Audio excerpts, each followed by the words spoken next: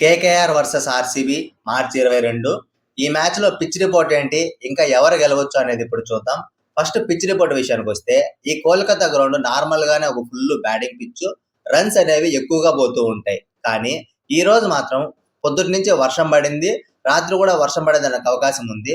ఏది ఏమైనా సరే పిచ్ లో మాత్రం తేమ అనేది ఎక్కువగా ఉంటుంది. దీని వలన పిచ్ అనేది ఒక కంప్లీట్ బౌలింగ్ పిచ్ లాగా మారిపోతుంది.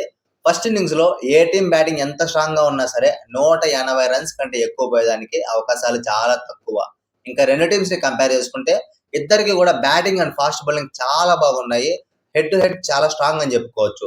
స్పిన్ విషయంలో మాత్రం కేకేఆర్ కి కాస్త అడ్వాంటేజ్ ఉంది. కానీ ఈ రోజు ఈ కండిషన్స్ వలన ఆర్సీబీ స్పిన్ కూడా బాగానే పడుతుంది. కాబట్టి ఓవరాల్ గా ఇలాంటి కండిషన్స్ లో ఇంతకు ముందు జరిగిన మ్యాచ్లన్నీ చూసుకుంటే ఈ రోజు ఫస్ట్ బ్యాటింగ్ ఎవరైతే ఆడతారో వాళ్ళు గెలవడానికి అవకాశాలు ఉన్నాయి. మీరేమనుకుంటున్నారో కూడా కింద కమెంట్స్ లో చెప్పండి. ఇలాంటి మరిన్ని వీడియోల కోసం వీడియోని లైక్ చేసి సబ్స్క్రైబ్ చేయండి. Thank you for watching.